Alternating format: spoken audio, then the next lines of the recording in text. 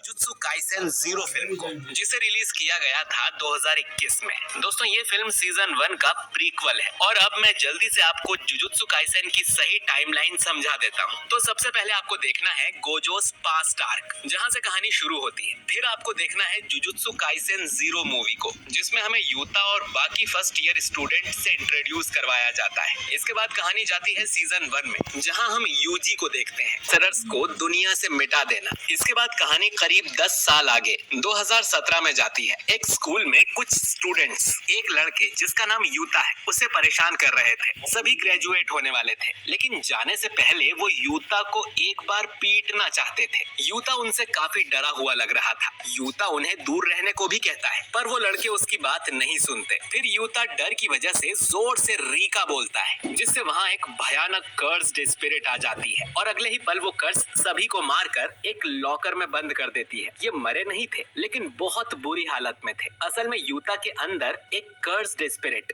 Rica है, जो हर उस इंसान को मार देती है जो यूता को परेशान करता है। अब इस हादसे के बारे में जुजुत्सु सोसाइटी को पता चलता है और वो यूता को पकड़ लेते हैं। जुजुत्सु के एल्डर्स चाहते थे कि यूता और रीका दोनों को ही मार दिया जाए, लेकिन फिर सातोरू गोजो सामने आता है और बोलता है कि यूता को एक मौका मिलना चाहिए। और इसी के साथ गोजो यूता को अपने जुजुत्सु हाई स्कूल में एडमिट कर लेता है, जहाँ पर लोगों को अपनी कर्स्ड एनर्जी कंट्रोल करना सिखाया जाता है। फिर गोजो यूता के पास आता है और उसे एक टूटा हुआ चाकू दिखाता है। यूता बताता है कि वो उस चाकू की मदद से खुद को खत्म करना चाहता था, लेकिन रीका ने उसे ऐसा नहीं करने दिया। असल में यूता की वजह से पहले ही काफी लोग घायल हो चुके हैं, जिसकी वजह से यूता अपने आप को खत्म करना चाहता है ताकि और लोग ना मरे। यूता स्कूल ज्वाइन करने से भी मना कर देता है, क्योंकि अब वो किसी और को मुश्किल में नहीं डालना चाहता था। पर फिर गोजो उसे बताता है कि जो कर्स्ड स्पिरिट उसके पास है वो लोगों को बचा भी सकती है। अगर यूता सीख ले कि उसे कैसे कंट्रोल कर सकते हैं तो वो काफी लोगों को बचा भी सकता है। इसीलिए गोजो यूता को स्कूल ज्वाइन करने की सलाह देकर चला जाता है। अगली सुबह यूता तैयार होकर जुजुत्सु हाई में आ जाता है। इधर गोजो पूरी क्लास को बताता है कि आज उनकी क्लास को एक नया स्टूडेंट ज्वाइन करने वाला है। हालांकि पूरी क्लास में सिर्फ 3 ही स्टूडेंट्स थे, लेकिन फिर जैसे ही यूता क्लास के अंदर आता है, तीनों स्टूडेंट्स एक काफी पावरफुल कर्स्ड एनर्जी महसूस करते हैं और यूता को मारने के लिए तैयार हो जाते हैं। यूता को समझ नहीं आ रहा था कि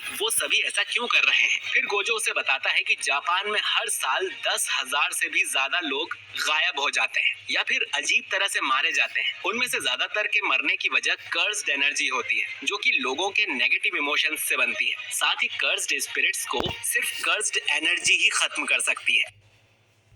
इस वजह से वो लोगों को बचाने के लिए कर्स्ड एनर्जी को यूज करना सीखते हैं। हालांकि यूता और तीनों स्टूडेंट्स काफी हैरान थे, क्योंकि गोजो ने इतनी बड़ी बात यूता को अब जाकर बताई कि वो यहाँ करते क्या हैं। तभी हम यूता के बचपन का फ्लैशबैक देखते हैं, जहाँ रीका और यूता साथ में खेल रहे थे। ये दोनों बहुत अच्छे दोस्त थे। रीका यूता को एक रिंग गिफ्ट करती है और उससे कहती है कि जब वो बड़े हो जाएंगे तब वो जरूर शादी करेंगे और हमेशा साथ में रहेंगे। सब सही चल रहा था, लेकिन एक दिन यूता की आंखों के सामने ही रीका का कार से एक्सीडेंट हो जाता है और उसकी वहीं पर मौत हो जाती है। लेकिन वो यूता से बहुत प्यार करती थी, जिसकी वजह से उसकी आत्मा एक कर्स्ड स्पिरिट के रूप में यूता के साथ रहने लगती है। यानी रीका असल में यूता की ही बचपन की दोस्त है, जो उसे हर मुश्किल से बचाना चाहती है। फिर गोजो यूता को तीनों फर्स्ट ईयर स्टूडेंट्स से मिलवाता है। पहली है माकी जेनिन और ये फाइट में कर्स्ड टूल्स का यूज करती है। इस लड़के का नाम है टोगे और ये कर्स्ड स्पीच का यूज करता है और सिर्फ राइस बॉल के इंग्रेडिएंट्स में ही बात करता है, ताकि कहीं ये अपनी आवाज से अपने दोस्तों को ही कर्स ना कर दे। आखिर में है पांडा, जो कि एक पांडा है। कुछ देर बाद गोजो माकी और यूता को लेकर एक एलिमेंट्री स्कूल जाता है, क्योंकि कुछ टाइम से एक कर्स्ड स्पिरिट वहाँ के बच्चों को किडनैप कर रही थी। यूता ये सुनकर काफी हैरान था कि कर्स्ड स्पिरिट्स बच्चे भी किडनैप कर लेती है। फिर माकी बताती है कि ज्यादातर कर्स्ड एनर्जी ऐसी जगहों पर ही मिलती है जहाँ लोगों की बुरी यादें होती हैं, जैसे स्कूल और हॉस्पिटल्स। लोगों की बुरी यादों से कर्स्ड एनर्जी का जन्म होता है। फिर गोजो बताता है कि वो यहाँ पर उस कर्स को मारने और उन बच्चों को बचाने आए हैं, अगर वो अभी तक जिंदा हो तो, और ये यूता का पहला मिशन होगा। फिर गोजो बाहर जाकर एक बैरियर बना देता है, जिससे कर्स इनके सामने आ जाए और बाहर के लोगों को कुछ पता ना चले। गोजो के जाते ही उनके सामने कुछ कर्स आ जाते हैं, लेकिन माकी उन कर्सेस को एक ही अटैक में मार देती है। ये देखकर यूता काफी हैरान होता है। माकी उसे बताती है कि कमजोर कर्स हमेशा हमेशा झुंड में रहते हैं। फिर वो दोनों स्कूल के अंदर जाते हैं, जहाँ माकी यूता से उसकी स्कूल आईडी मांगती है और ये देखकर हैरान हो जाती है कि वो ऑलरेडी एक स्पेशल ग्रेड है,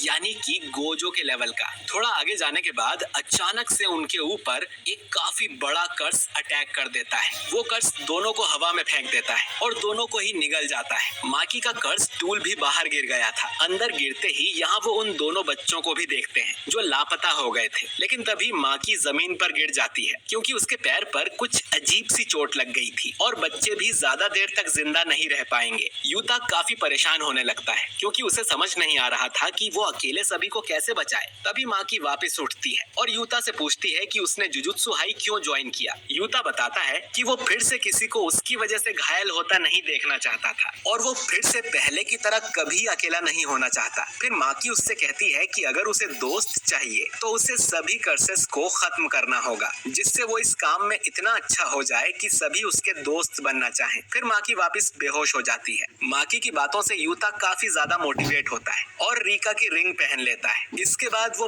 पहली बार रीका को अपनी मदद के लिए बुलाता है क्योंकि अभी तक रीका अपने मन का ही कर रही थी, लेकिन अब रीका बाहर निकलकर उस कर्स के टुकड़े टुकड़े करना शुरू कर देती है। फिर यूता दोनों बच्चों और माकी को लेकर बाहर जाने लगता है जिससे वो उन्हें बचा सके। फिर इन सभी को हॉस्पिटल ले जाया जाता है, जिसके बाद हॉस्पिटल में गोजो यूता को बताता है कि माकी और दोनों बच्चे ठीक हैं। फिर यूता बताता है कि वो रीका को मदद के लिए बुलाने में कामयाब हो गया। गोजो इस पे यूता की तारीफ करता है। इधर हम स्कूल के पास किसी अनजान आदमी को देखते हैं जो कि यूता की गिरी हुई स्कूल आईडी अपने पास रख लेता है। कुछ दिनों के बाद गोजो यूता को एक कमरे में ले जाता है जहाँ पर कई सारे कर्स्ड टूल्स रखे हुए थे। गोजो यूता को एक कटाना देता है और उसे बोलता है कि वो धीरे धीरे रीका की कर्स एनर्जी को इस कटाना में डालकर इसे कंट्रोल करना सीखे और हो सकता है कि आखिर में इससे रीका आजाद हो जाए। जिसके बाद कई महीनों तक यूता माकी के साथ कटाना यूज करने की ट्रेनिंग करने लगता है, जिसमें वो काफी मार भी खाता है, पर वो हार नहीं मानता। वहीं पांडा को लगने लगता है कि शायद माकी यूता को पसंद करने लगी है। कुछ देर बाद गोजो यहाँ पर आता है और टोगे को एक मिशन के लिए भेज देता है। साथ ही गोजो यूता को भी टोगे के साथ जाने को कहता है ताकि उसे देखकर वो कुछ सीख सके।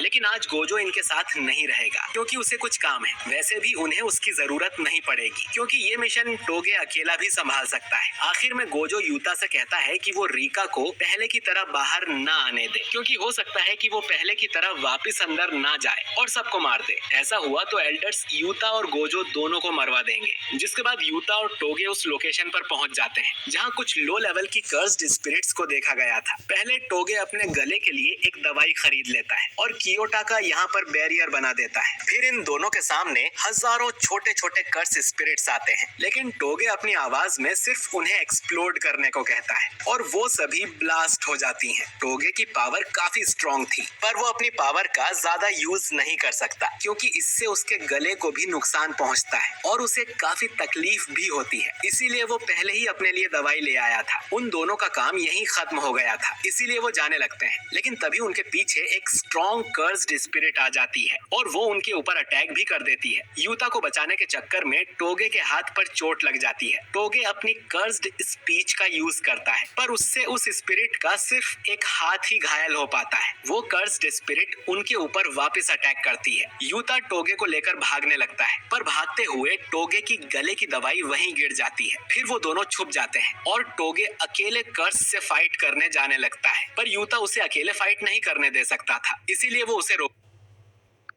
रोकता है और कहता है कि वो दोनों मिलकर फाइट करेंगे और जीतेंगे भी। टोगे भी इसके लिए मान जाता है। जिसके बाद यूता कर्स के सामने आ जाता है और अपनी कटाना से उस पर अटैक करने लगता है, लेकिन वो स्पिरिट भी यूता को घायल कर देती है। फिर यूता बचते हुए टोगे की दवाई उठा लेता है और टोगे की तरफ फेंक देता है। फिर टोगे दवाई पी लेता है और अपनी कर्स्ड स्पीच टेक्निक से उस स्पिरिट को खत्म कर देता है। जिसके बाद वो दोनों यहाँ से जाने लगते हैं और तभी इनके पीछे हम एक आदमी को देखते हैं जिसके पास यूता का आईडी कार्ड था और वो यहाँ रीका को देखने आया था। साथ ही उस स्ट्रॉन्ग कर्स्ड स्पिरिट को उसी ने भेजा था। कुछ देर बाद गोजो उस जगह पर चेक करने आता है और उसे पता चल जाता है कि वो दूसरा कर्स आखिर कहाँ से आया था। फिर गोजो बताता है कि ये काम सागुरु गेतो का है, जिसने 100 से भी ज्यादा लोगों को मारा है। पहले वो भी जुजुत्सु हाई का ही स्टूडेंट था, और गोजो का अच्छा दोस्त भी था। इसके बाद हम गेतो को देखते हैं जो कि अब भी स्टार रिलीजियस ग्रुप का लीडर है। उसके पास एक लड़की आती है जिसे महसूस हो रहा था कि उस पर किसी भूत का साया है। असल में उसके ऊपर एक कर्स लगा हुआ था जिसे गेतो एब्जॉर्ब कर लेता है और अपनी तारीफ सुन के उसे बहुत खुशी मिलती है। हम गेतो के पास तोजी के उस कर्स को भी देखते हैं जो अपने मुंह के अंदर वेपन्स रख सकता है, यानी उस दिन गेतो ने इसे एब्जॉर्ब कर लिया था। खैर दोस्तों, गेतो उन लोगों से बहुत नफरत करता है जो सॉर्सरर नहीं है और इन आम लोगों को वो मंकीज कहकर बुलाता है। ये लोग उसके लिए तब तक ही काम के हैं जब तक वो उसे या तो कर्स या तो पैसे ला कर दे। इसके बाद गेतो अपनी टीम के पास जाता है और उनसे कहता है कि इस दुनिया से आम लोगों को मिटाने का समय आ गया है, लेकिन पहले उन्हें जुजुत्सु हाई का कुछ करना होगा। इधर गोजो और प्रिंसिपल यागा गेतो की बात कर ही रहे थे कि तभी गेतो अपनी टीम के साथ जुजुत्सु हाई में आ जाता है और वो यूता और उसके दोस्तों से मिलता है। यूता को देखते ही गेतो उससे बात करने लगता है। वो चाहता था कि यूता उनकी मदद करे एक ऐसी दुनिया बनाने में जिसमें सिर्फ सॉर्सरर्स रहें, जिसके लिए वो सभी आम इंसानों को मारने वाले हैं। यूता और उसके दोस्त ये सुनकर काफी हैरान होते हैं। तभी वहाँ गोजो और उसके साथी भी आ जाते हैं, लेकिन यूता गेतो से कहता है कि वो उसकी मदद नहीं कर सकता क्योंकि उसने यूता के दोस्तों की इंसल्ट की है। फिर गोजो गेतो से पूछता है कि वो यहाँ क्या करने आया है। गेतो बताता है कि वो वॉर डिक्लेयर करने आया है उनके और जुजुत्सु हाई के बीच। ये वॉर 24 दिसंबर की रात को शुरू होगी और उसी रात गेतो 100 कर्स्ड स्पिरिट्स को टोक्यो और क्योटो में आजाद कर देगा। अगर इनमें दम हो तो उसे रोक कर दिखाए। ये बताकर गेतो कई सारे स्पिरिट्स की मदद से अपनी टीम के साथ वहां से निकल जाता है। इसके बाद हमें गेतो के बारे में और जानकारी दी जाती है, लेकिन वो सब हम ऑलरेडी गोजोस पास्ट आर्क में जान चुके हैं। तो फिलहाल गेतो रिका को एब्जॉर्ब करना चाहता है क्योंकि वो एक स्पेशल ग्रेट कर्स स्पिरिट है और बहुत ज्यादा पावरफुल है, पर उसके लिए उसे पहले यूता को मारना होगा। साथ ही गेतो को पता था कि वो लोग वॉर में अपने साथ यूता को नहीं लाएंगे क्योंकि अगर रिका बाहर आई तो वो दोनों साइड के लोगों को खत्म कर देगी। इसीलिए जब सभी लोग 24 की रात को वॉर में बिजी होंगे, गेतो अकेले जुजुत्सु हाई जाएगा और यूता को मारकर रिका को एब्जॉर्ब कर लेगा। फिर आती है 24 दिसंबर की रात। सभी सॉर्सरर गेतो की बताई जगह पर पहुंच गए थे और गेतो खुद जुजुत्सु हाई में आने लगता है। उसके प्लान के मुताबिक यूता यहीं था, लेकिन यूता के साथ माकी भी थी। यहाँ माकी यूता को अपने पास्ट और जेनिन क्लैन के बारे में बताती है कि कैसे वो कर्स एनर्जी यूज नहीं कर सकती और उसकी फैमिली उसे एक फेलियर मानती है। तभी इन्हें आसमान में गेतो का बैरियर दिखाई देता है और माकी गेतो से लड़ने उसके सामने जाती है। दूसरी तरफ बहुत सारी स्पिरिट्स तैयार थी अटैक करने के लिए और जुजुत्सु के लोग भी फाइट के लिए तैयार थे, लेकिन गोजो को कहीं भी गेतो नहीं दिख रहा था, जिसकी वजह से वो समझ जाता है कि गेतो जरूर जुजुत्सु हाई में ही होगा। साथ ही उसे कियोटाका से यूता के बारे में एक जरूरी बात पता चलती है। इसीलिए गोजो पांडा और टोगे को जुजुत्सु हाई भेज देता है और बताता है कि माकी और यूता की जान खतरे में है। वो यहाँ का काम खत्म करके जल्द ही उनके पास आ जाएगा। फिर गोजो दोनों को अपनी टेक्निक की मदद से जुजुत्सु हाई टेलीपोर्ट कर देता है। गेतो की टीम अब अटैक शुरू कर देती है और मिगेल नाम का विदेशी कर्स यूजर गोजो से लड़ने उसके सामने आता है। दूसरी तरफ गोजो की टेक्निक से पांडा और टोगे बैरियर के ऊपर टेलीपोर्ट होते हैं, लेकिन गेतो ने पहले ही माकी को हरा दिया था और वो काफी घायल भी दिख रही थी। तभी वहाँ पांडा पहुँच जाता है और उनके बीच फाइट शुरू हो जाती है। पांडा अपने गोरिल्ला मोड में आकर गेतो पर काफी सारे अटैक करने लगता है, पर गेतो भी कमजोर नहीं था और पांडा के सभी अटैक से वो बच जाता है। फिर गेतो माकी का वेपन उठाकर उससे पांडा को मार देता है। हालांकि पांडा मरता नहीं, पर तभी टोगे आता है और अपनी कर्स्ड स्पीच से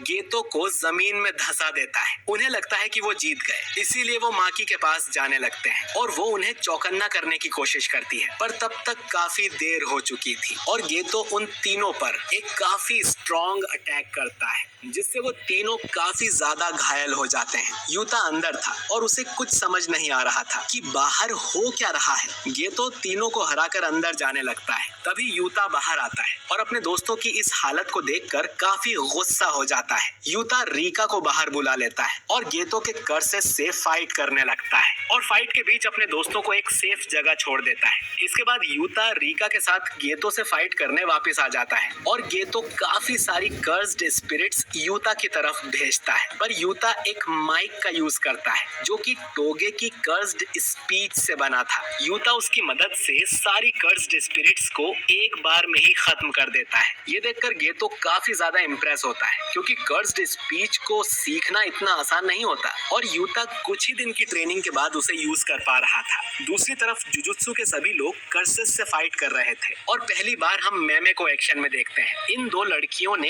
कई सारे जुजुत्सु सॉर्सरर्स को लटका दिया था। दोस्तों ये दोनों वही लड़कियां हैं जिसके लिए गेतो ने उस पूरे विलेज को मार दिया था और अब तक ये 15 साल की हो चुकी हैं। वहीं गोजो और मिगेल की फाइट चल रही थी। मिगेल बस गोजो का टाइम वेस्ट करने की कोशिश कर रहा था जिससे गोजो को गुस्सा आ रहा था। उसके पास एक बड़ा सा कर्स आने लगता है जिसे गोजो अपनी लिमिटलेस टेक्निक से मार गिराता है। इसके बाद वो मिगेल की बहुत ज्यादा धुलाई कर देता है जिससे बचने के लिए उसे छुपना पड़ता है। इधर गेतो की बातें सुनकर यूता और ज्यादा गुस्से में आ जाता है और दोनों फाइट शुरू करते हैं। यूता रीका की मदद से काफी अच्छे से फाइट कर रहा था पर वो गेतो को हरा नहीं पा रहा था। गेतो अपनी कर्स की मदद से यूता को हिट कर देता है जिससे वो दूर जाकर गिरता है। गेतो यूता को मारने वाला होता है पर रीका उसे बचा लेती है जिसके बाद यूता वापस फाइट शुरू करता है पर इस बार वो पहले से ज्यादा फास्ट था। यूता इतनी पावर का यूज करता है कि उसकी सोर्ड ही टूट जाती है। ये देखकर गेतो उस पे हंसने लगता है पर तभी यूता गेतो को काफी जोर से मुक्का मारता है जिससे गेतो दूर जाकर गिरता है। गेतो ये देखकर समझ जाता है कि यूता भी कम नहीं है और अब गेतो यूता को मारने के लिए अपनी पूरी ताकत लगाने वाला था। गेतो अपने अंदर से एक स्पेशल ग्रेड लेवल के कर्स को बाहर निकालता है और अपनी सभी 4400 से ज्यादा कर्स स्पिरिट्स को एक साथ यूता पर अटैक करने को कहता है। दूसरी तरफ नानामी भी अपने जलवे दिखाते हुए कर्स को मारता है। साथ ही हम क्योटो के स्टूडेंट्स को भी लड़ते हुए देखते हैं जैसे कैमो, मीवा, मेकामारू, माई और टोडो भी कर्सेस को मार रहे थे। इधर यूता रीका को कहता है कि वो आखिरी बार उसकी पावर यूज करना चाहता है जिससे वो गेतो से जीत सके और इसके बदले में वो खुद को कुर्बान करने के लिए भी तैयार है ताकि वो दोनों हमेशा साथ रह सकें। ये सुनकर रीका अपने सबसे पावरफुल फॉर्म में आ जाती है। गेतो ये देखकर काफी हैरान होता है क्योंकि यूता जीतने के लिए अपने आप को सेक्रीफाइस कर रहा था। जिसके बाद गेतो अपना अटैक करता है लेकिन रीका के अटैक के सामने उसके स्पिरिट्स वहीं खत्म हो जाते हैं। उन दोनों का अटैक काफी ज्यादा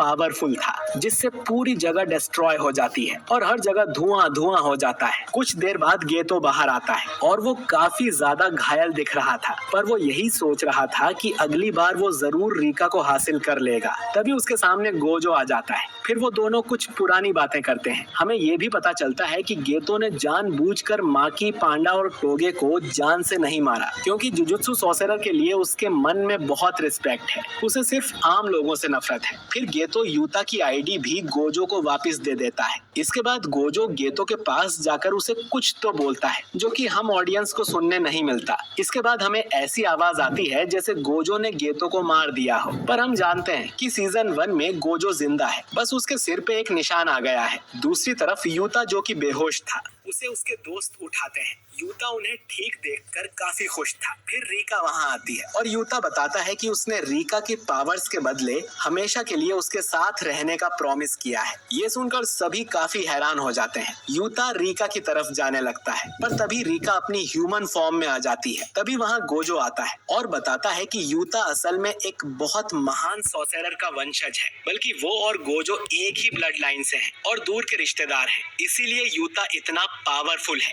गोजो ये भी बताता है कि रीका ने कभी यूता को कर्स नहीं किया था, बल्कि उल्टा यूता ने रीका की डेथ के बाद उसे कर्स किया जिससे रीका ऐसी बन गई क्योंकि यूता रीका की डेथ को मानने को तैयार ही नहीं था और उसके नेगेटिव इमोशन की वजह से रीका एक कर्स बन गई। लेकिन अब वो आजाद हो गई है। ये सुनकर यूता रोने लगता है क्योंकि उसकी वजह से इतना कुछ हुआ और उसने रीका को भी कर्स किया। पर रीका उसके पास आती है और उसे थैंक्स कहती है क्योंकि इन 6 सालों में उसने यूता के साथ काफी ज्यादा एंजॉय किया और उसने इतना मजा किया जितना पहले कभी नहीं किया था। इसके बाद रीका की आत्मा को शांति मिल जाती है और यूता उसे आखिरी बार अलविदा करता है। कुछ समय बाद हम देखते हैं कि गोजो यूता और बाकी सबको एक नए मिशन पर भेज रहा था। मूवी के पोस्ट क्रेडिट सीन में हम केन्या देश को देखते हैं जहां पर मिगेल और यूता साथ बैठकर लंच कर रहे थे। तो दोस्तों असल में गोजो ने मिगेल के साथ एक डील की थी कि वो उसे जिंदा छोड़ देगा। बदले में मिगेल को यूता को ट्रेन करना होगा और शायद यूता की ट्रेनिंग चल रही है, इसीलिए वो हमें सीजन 1 में देखने को नहीं मिला। बाकी हो सकता है कि गोजो यूता के साथ मिलके कुछ और खिचड़ी पका रहा हो और ये फिल्म यहीं पर एंड हो जाती है।